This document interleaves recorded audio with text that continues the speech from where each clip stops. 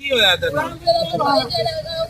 शौक से किया आज मेरा पूजा ने दुनिया लाते आया मेरी आपकी जरिए लेना है कि होना पत्ती लवड़ गई आया मेरे को डगले खबर है मेरे फादर घर से मेरा सफर से दाव की तो आप मेरी मदद की ਅੱਛਾ ਤੇਰੇ ਵਾਲਿਦ ਸਾਹਿਬ ਨੇ ਤੇਰੇ ਨਾਲ ਜ਼ਬਰ ਜਨਾਹ ਕੀਤਾ ਹੈ? हाँ जी ਕਿੰਨੀ ਵਾਰ किਵੇਂ ਕੀਤਾ ਮੈਂ ਚੁੱਪ ਰਹੀ ਜਨਾਬ ਅੱਜ ਮੇਰ ਉਹਨਾਂ ਕੱਲ ਅੱਜ ਫਿਰ ਕੀਤਾ ਹੈ? हाँ जी ਕਿੰਨੀ ਕੁ ਦੇਰ ਹੋਈ ਹੈ?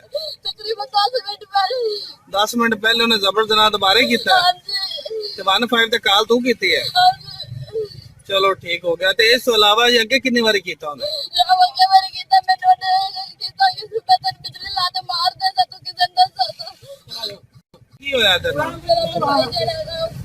शौक से किया आज मेरा पूजा ने दुनिया लाते आया मेरी आपकी जरिए लेना है कि होना पत्ती लवड़ गई आया मेरे को डगले खबर है मेरे फादर घर से मेरा सफर से दाव की तो आप मेरी मदद की ਅੱਛਾ ਤੇਰੇ ਵਾਲਿਦ ਸਾਹਿਬ ਨੇ ਤੇਰੇ ਨਾਲ ਜ਼ਬਰ ਜਨਾਹ ਕੀਤਾ ਹੈ? हाँ जी ਕਿੰਨੀ ਵਾਰ ਕਿਵੇਂ ਕੀਤਾ ਮੈਂ ਚੁੱਪ ਰਹੀ ਜਨਾਬ ਅੱਜ ਮੇਰ ਉਹਨਾਂ ਕੱਲ ਅੱਜ ਫਿਰ ਕੀਤਾ ਹੈ? हाँ जी ਕਿੰਨੀ ਕੁ ਦੇਰ ਹੋਈ ਹੈ?